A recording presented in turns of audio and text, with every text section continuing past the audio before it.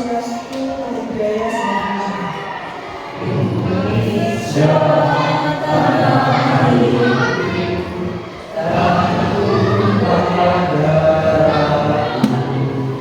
Assalamualaikum warahmatullahi wabarakatuh.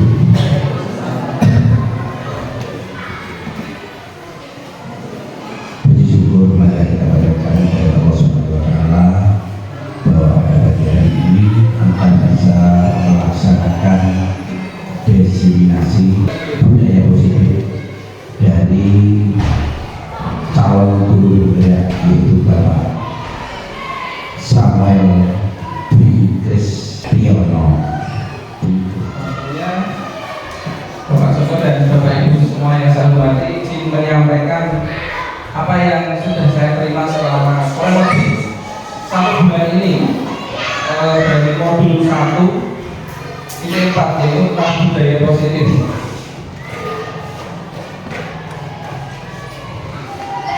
Dalam konsep inti budaya positif kita belajar tentang yang namanya paradigma belajar. Yang kedua tentang disiplin positif, nilai-nilai kebajikan, kebutuhan dasar manusia, motivasi perilaku manusia, posisi kontrol guru, dan segitiga restitusi. Baik, untuk yang pertama, pembelajaran dengan paradigma baru. Pembelajaran paradigma baru ini merupakan pembelajaran yang dirancang berdasarkan prinsip pembelajaran berdiferensiasi, sehingga para peserta didik belajar sesuai dengan kebutuhan, sesuai dengan tahap perkembangannya, sesuai teori psikologi modern untuk mewujudkan profil pelajar Pancasila. Jadi Bapak Ibu guru di era sekarang dituntut bisa memfasilitasi anak-anak belajar sesuai dengan kondisinya, karena arti dari different itu kan berbeda. Kita menyadari bahwa setiap anak itu memiliki keunikan sendiri-sendiri. Nah, sebagai guru atau pembimbing di sekolah diharapkan bisa memberikan materi ataupun strategi pembelajaran yang sesuai kondisi anak. Nah, ini ada beberapa miskonsepsi tentang teori kontrol atau ya kesalahan-kesalahan yang mungkin tidak kita sadari. Yang pertama adalah ilusi guru mengontrol murid. Nah, ini keliru, Bapak Ibu. Guru tidak mengontrol murid. Yang kedua, ilusi bahwa kritik dan membuat rasa bersalah mampu menguatkan karakter. Lalu ilusi bahwa semua penguatan positif itu efektif dan bermanfaat. Selanjutnya, ilusi bahwa orang dewasa berhak memaksa.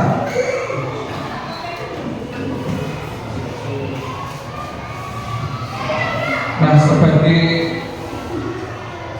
orang dewasa, yaitu kita Bapak Ibu guru tidak berhak memaksa anak-anak. Kita harus memfasilitasi atau membimbing sesuai kebutuhan. Nah, mengubah paradigma, stimulus, respon ke pendekatan teori. Yang pertama bahwa realitas kebutuhan itu sama. Ternyata realitas atau kebutuhan setiap manusia itu berbeda. Selanjutnya, semua orang melihat hal yang sama. Teori kontrolnya adalah setiap orang memiliki gambaran yang berbeda-beda. Tidak hanya murid, kita sebagai orang dewasa juga memiliki gambaran yang berbeda. Selanjutnya kita mencoba mengubah orang agar berpandangan sama dengan kita. Nah, itu keliru juga. Kita harus bisa berempati, yaitu berusaha memahami pandangan orang lain tentang dunia.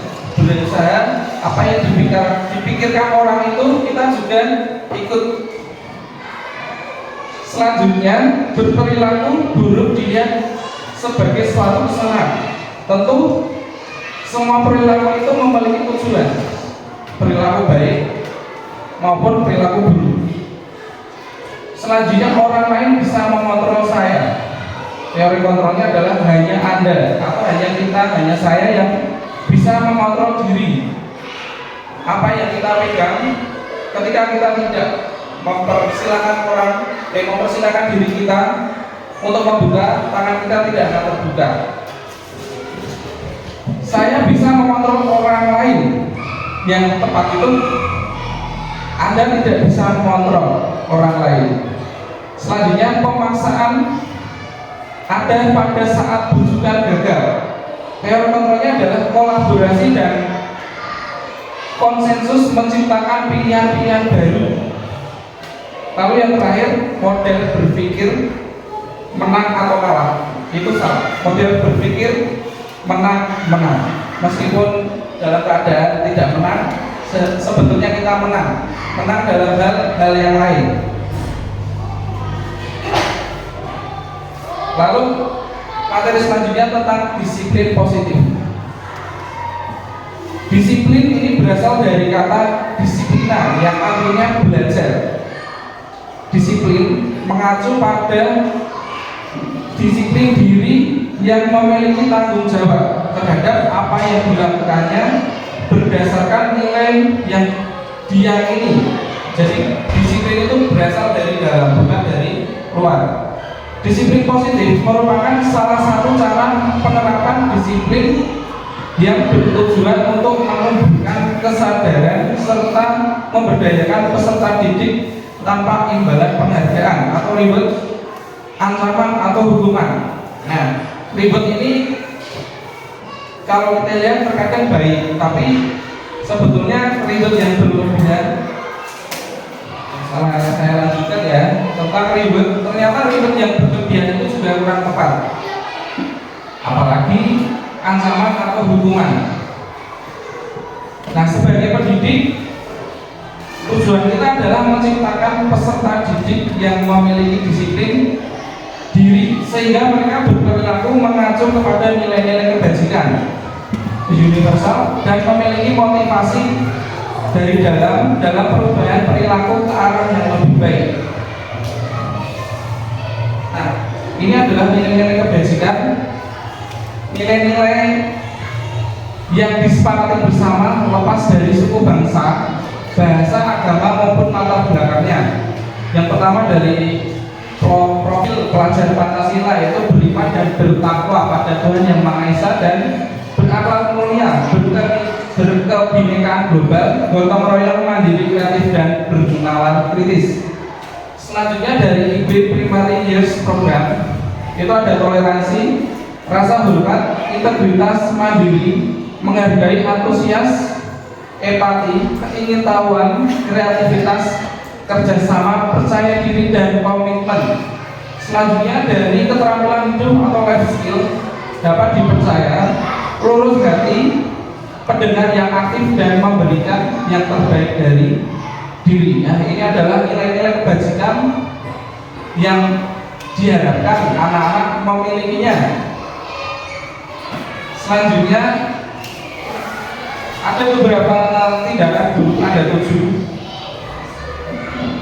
Dari 1 sampai 7 ini ada yang berupa hukuman atau konsekuensi. Baik, kita lihat yang nomor 1 dulu. Mencatat 100 kali di dalam buku kalimat saya tidak akan terlambat lagi. Ini karena terlambat ke sekolah. Menurut Bapak Ibu, ini hukuman atau konsekuensi? Hukuman. Ya betul, Pak Andri. Ini adalah sebuah hukuman. Selanjutnya nomor 2, lari mengelilingi lapangan basket 2 kali karena terlambat hadir di sekolah. Hukuman. Ya betul, hukuman lagi. 3, murid diminta untuk push up 15 kali karena tidak menggunakan masker di sekolah. Hukuman. Ya, hukuman. Nomor 4, menggantikan kertas tugas teman yang telah dicoret-coret. Ya, betul. Konsekuensi. Nah, 5, membersihkan tumpahan air di meja tulis karena tersenggol saat belajar. Konsekuensi. 6, lari mengelilingi lapangan basket 2 kali karena terlambat 10 menit untuk pelajaran regional. Hukuman. Ya, kita lihat konsekuensi atau hukuman. Nah, betul dari Pak Jul itu adalah konsekuensi.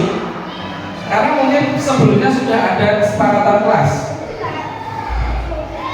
Ya, terakhir adalah hukuman. karena tidak pakai sepatu berwarna hitam. Selanjutnya materinya tentang kebutuhan dasar manusia. Ya, setiap manusia dari kita maupun murid itu memiliki kebutuhan. Apa saja kebutuhan? Ada 5 nanti. Kebutuhan ini harus terpenuhi, minimal ya 1, 2 harus terpenuhi. Salah satunya adalah bertahan hidup. Seluruh manusia pasti selalu untuk bertahan hidup minimal kita makan, minum, itu salah satu cara bertahan hidup. Yang kedua, kasih sayang dan rasa diterima. Nah, setiap individu ingin rasanya diberi sayang dan diterima oleh sekelilingnya. Tidak hanya bapak ibu guru yang di sekolah, murid juga di dalam kelas harus mendapatkan ini. Lalu tentang penguasaan diri. Selanjutnya, kebutuhan manusia itu juga kesenangan. Kita juga butuh kesenangan, tidak hanya tentang hal-hal yang tidak menyenangkan. Kesenangan juga butuh. Selanjutnya, kebebasan. Setiap individu manusia, baik murid dan guru, punya sisi kebebasan sendiri-sendiri yang berbeda-beda. Nah, setiap manusia pasti memiliki motivasi dalam bertindak. Apapun itu yang kita lakukan pasti ada motivasinya. Yang pertama, untuk menghindari ketidaknyamanan atau hukuman. Nah, kalau anak-anak datang pagi gasik itu mereka menghindari hukuman atau memang adanya. Sama seperti kita bapak ibu guru datang ke sekolah tidak terlambat itu karena apa? Nanti bisa dijawab sendiri. Yang kedua, untuk mendapatkan imbalan atau penghargaan dari orang lain. Yang ketiga, untuk menjadi orang yang mereka inginkan dan menghargai diri sendiri dengan nilai-nilai yang mereka percaya. Nah, dari 1, 2, 3 ini pasti kita pernah minimal 1 motivasi kita dalam berperilaku. Nah, motivasi internal untuk menjadi orang yang mereka inginkan dan menghargai diri sendiri dengan nilai-nilai yang mereka percaya. Ini yang sebaiknya kita terapkan ya, motivasi tadi yang pertama. Yang ketiga, hindari hukuman dan pemberian penghargaan secara berlebihan agar meminimalisir motivasi eksternal dalam diri murid yang sudah saya sampaikan tadi, termasuk reward jangan terlalu berlebihan karena membuat anak itu menjadi motivasinya lain, apalagi hukuman dan ancaman. Nah, ini lebih baik perilaku itu dari dalam, disiplin itu dari dalam. Nah, perbedaan hukuman, konsekuensi, dan restitusi. Hukuman ini itu tidak terarah atau tiba-tiba. Biasanya guru itu memberikan hukuman secara spontan. Murid tidak tahu apa yang akan terjadi atau tidak dilibatkan. Maksudnya dalam peraturan kelas kan biasanya kita melibatkan, ada konsekuensi. Tapi kalau hukuman, murid itu langsung melakukan, tidak tahu apa-apa. Terus bersifat satu arah, dari pemberi hukuman kepada yang menerima, dari guru kepada murid kalau di sekolah, berupa hukuman fisik atau psikis. Ya, sudah tahu fisik itu ya berupa dari fisik, kalau psikis bisa dari perkataan. Lalu konsekuensi terencana dan disepakati sesuai peraturan. Biasanya di kelas-kelas bapak ibu guru sudah membuat yang namanya peraturan kelas. Nah, apakah sudah sesuai? Nanti kita lihat. Lalu murid tetap dibuat tidak nyaman karena merasa terancam bila tidak melaksanakan peraturan akan mendapat konsekuensi. Misal kalau datang terlambat harus nyapu dulu, harus melakukan kegiatan-kegiatan semacam hukuman. Sikap guru selalu memonitor murid, ya guru selalu mengawasi setiap murid yang melakukan kesalahan. Tetapi yang lebih tepat itu adalah restitusi. Apa itu restitusi? Adalah pemberian pemberian solusi bisa juga.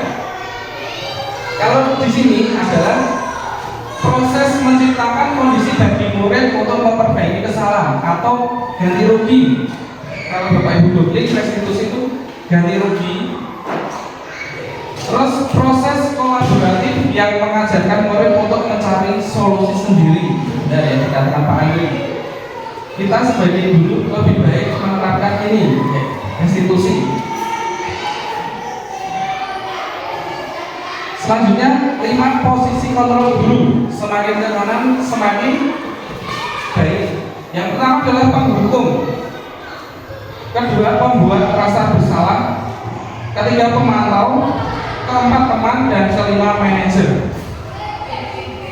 Yang pertama dulu, ini ada beberapa contoh penerapan posisi kontrol guru. Yang pertama, kasusnya adalah siswa tidak memakai atribut lengkap saat upacara bendera. Kalau kita menghukum, hormat pada tiang bendera atau pada bendera selama 1 jam. Kalau Bapak Ibu guru menerapkan membuat rasa bersalah, bisa menggunakan kalimat seperti ini. Berapa kali ibu bapak harus memberitahu kamu selalu saja mengecewakan ibu bapak, anak jadi merasa bersalah. Kalau sebagai teman, ayo dong ikuti aturan sekolah. Tolong bantu ibu bapak ya. Sekali ini ya sudah tidak apa-apa. Kali jangan sampai berbuat seperti ini lagi. Kalau pemantau, kamu sudah melanggar peraturan sekolah. Kamu tahu konsekuensinya. Setelah upacara, kamu beli atributnya ke koperasi dan jangan diulangi lagi ya. Nah, untuk manajer sendiri yang paling kanan tadi posisinya, apakah kamu tahu kesalahanmu? Kira-kira bagaimana kamu memperbaiki kesalahanmu? Anak diminta untuk mencari solusi terhadap permasalahan yang dia lakukan atau pelanggaran yang dia lakukan, sehingga muncul ide itu dari dalam. Nah, yang pertama, posisi kontrol. Apakah saya kecewa sekali dengan kamu? Jadi mau menjawab, saya bersalah. Kita coba. Wah, betul Pak Andri. Pembuat rasa bersalah. Nanti yang hadiahnya bisa diambil Bang Jateng. Lanjut, ayolah lakukan demi bapak atau ibu ya. Penghukum, rasa bersalah, teman, manajer, pemantau, teman, ya. Kata ayolah itu kan akrab. Ya, teman. Apa rencanamu untuk menyelesaikan masalah ini? Nah, betul. Akan diminta untuk mencari solusi terhadap masalahnya, yaitu manajer. Ada lagi, gimana coba kalau orang tua kamu tahu kamu berbuat salah? Ya, betul, Sri. Pembuat rasa bersalah. Nah, ini berbagi praktik baik penerapan keyakinan kelas yang mungkin dalam waktu yang tidak banyak. Kemarin saya sudah menjelaskan tentang keyakinan kelas terhadap anak-anak di kelas 5. Waktu awal tahun pelajaran dulu kami sudah membuat peraturan kelas. Ternyata ada yang lebih tepat, yaitu keyakinan kelas. Ini masih peraturan kelas yang lama, ada beberapa kalimat negatif, jadi diminta untuk mengubah menjadi kalimat positif dan bisa menjadi seperti ini. Yang pertama, disiplin waktu. Yang kedua, makan dan minum sesuai tempat. Ketiga, menggunakan fasilitas sekolah dengan tanggung jawab, menghargai, menjaga kebersihan, ketenangan dan kerukunan, serta saling menghargai. Nah, mengapa keyakinan kelas bukan peraturan kelas? Nah, keyakinan kelas itu bersifat abstrak. Abstrak itu belum nyata. Lalu berupa pernyataan universal, terbuka secara umum. terus dibuat dalam pernyataan positif sedikit saja, namun agar mudah diingat sesuai dengan kondisi kelas. Dan yang paling penting adalah seluruh warga kelas itu dilibatkan dalam pembuatan keyakinan kelas, agar ada anak yang tidak merasa saya tidak meyakini itu atau tidak membuat itu, kenapa harus melaksanakan seperti itu. Selanjutnya tentang segitiga restitusi, ada 3. Yang pertama, menstabilkan identitas. 2, validasi tindakan yang salah. Dan 3, menanyakan keyakinan. 3 ini merupakan sebuah dialog dari guru kepada murid atau sebaliknya, tapi biasanya dari guru murid yang menghasilkan itu murid yang mandiri dan bertanggung jawab terhadap pelanggaran atau kesalahan atau masalah yang mereka buat. Yang pertama, validasi tindakan yang salah. Contoh kalimatnya adalah berbuat salah itu wajar. Tidak ada manusia yang sempurna. Ibu bapak juga pernah melakukan itu. Ibu bapak tidak mencari siapa yang salah, tetapi bapak ibu ingin mencari solusi dari permasalahan ini.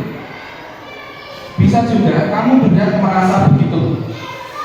Ini yang pertama ya, menstabilkan identitas.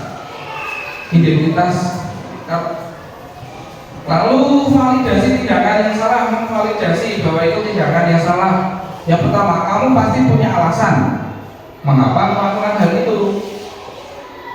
2, kamu patut bangga karena telah melindungi sesuatu yang penting untuk kamu.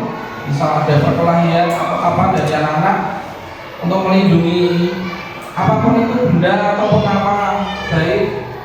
Terus kamu melakukannya karena mempertahankan sesuatu yang penting bagimu. Sama. Lalu yang terakhir, menanyakan keyakinan. Kalau di dalam kelas, apa keyakinan kelas kita? Nah, dilihat di tulisan yang sudah disepakati di awal pembelajaran.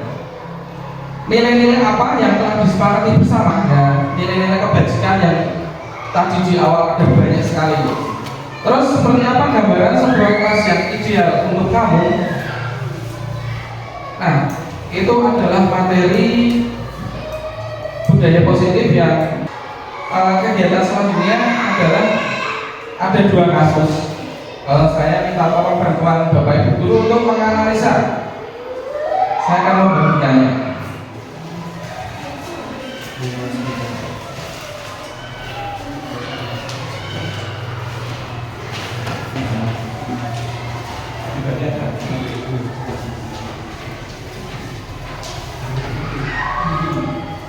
Ini ada seorang anak bernama Sabrina.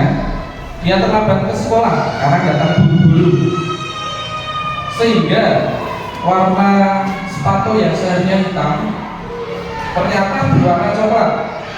Sabrina berusaha menjelaskan kepada Pak Lukman. Pak Lukman menanyakan peraturan sekolah tentang warna sepatu. Sabrina menjawab sudah mengetahui sepatu yang berwarna hitam, tapi nanti pada akhirnya Sabrina dihukum. Sudah dilawan Bapak Ibu. Yang pertama, kasus dari Sabrina. Dalam kasus di atas, sikap posisi apa yang diambil oleh Bapak Lukman? Betul, Pak Hukum? Ada jawaban lain? Nah, ada salah satu yang ingin menyampaikan dengan penjelasannya. Saya persilakan. Posisi sikap penghukum karena Pak Lukman itu tidak mau tahu alasannya dulu, langsung kasih tindakan dari apa yang dilakukan oleh Sabrina. Penjelasan intinya seperti itu. Oke, tepuk tangan. Berbeda. Pak Lukman itu tidak mau tahu karena ada kalimat seperti ini. Tidak, kamu telah melanggar peraturan sekolah. Kamu tidak sanggup ambil sepatu di rumah atau diantarkan sepatu ke sekolah, ya sudah, kamu tidak bersepatu saja sepanjang hari. sekarang copot sepatumu dan silakan belajar tanpa sepatu. Nah, itu kalimat pendukungnya. Lalu pertanyaan nomor 2, bila Pak Lukman mengambil posisi sebagai manajer yang paling pojok kanan, apa kira-kira yang akan dikatakan pertanyaan-pertanyaan yang bisa diajukan ke Sabina? Tadi kalau posisi manajer itu lebih kepada pencarian solusi. Mungkin pertanyaannya begini, Sabina, apakah kamu mengetahui peraturan jam masuk sekolah atau warna kampus? Jadi masalah ini Sabina itu. Oke, tepuk tangan dulu. Selanjutnya kita ke kasus yang kedua, berada di sebelahnya. Saat dicek, kasus kedua ini ada 2 orang anak atau dan Dino. Mereka terlibat perkelahian di lapangan. Nah, salah satu bajunya kalinya lepas. Nah, ternyata di situ ada pertanyaan yang pertama sama, posisi nomor apa yang diperhatikan oleh kepala sekolah Ibu Suti? Jadi pertanyaan yang sama Bapak Ibu kepala sekolah, posisi kontrol itu adalah manajer. Karena Ibu Suti tadi menerapkan restitusi ketika menyelesaikan masalah itu, muridnya mempersilahkan untuk mempertanggungjawabkan perilakunya tadi, dan muridnya diarahkan untuk menemukan solusinya. Oke, tepuk tangan. Apakah Ibu Suti sudah menerapkan segitiga restitusi? Jadi pertanyaannya, apakah Ibu Suti tadi sudah menerapkan segitiga restitusi? Itu jawabannya sudah. Nah, karena apa? Karena Ibu Suti ini melanjutkan bahwa membuat kesalahan itu adalah hal yang manusiawi dan bahwa mempertahankan diri adalah hal yang penting, seperti itu. Nah, kemudian Ibu Suti juga melanjutkan bertanya kepada anak tersebut tentang keyakinan sekolah yang disepakati, serta apakah Dino ini bersedia memperbaiki kesalahan yang telah dilakukan terhadap Anto. Tepuk tangan. Kira-kira nilai kebajikan atau keyakinan sekolah apa yang dituju dalam kasus tersebut? Jadi nilai-nilai tersebut atau nilai kebajikan adalah mencakup nilai tanggung jawab, yaitu Ibu Suti ingin mengajarkan kepada murid-murid bahwa kita perlu menanggung segala risiko atas perbuatan yang dilakukan. Kemudian nilai mandiri, yaitu Ibu Suti menginginkan murid-muridnya dapat menyelesaikan masalahnya sendiri tanpa bergantung dengan orang lain. Sekian dari saya, terima kasih.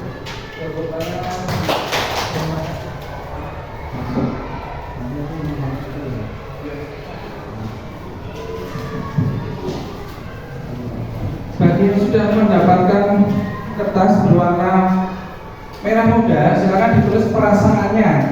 Apakah Bapak Ibu senang, sedih, atau merasa tertantang untuk melaksanakannya di kelas? Satu kata saja.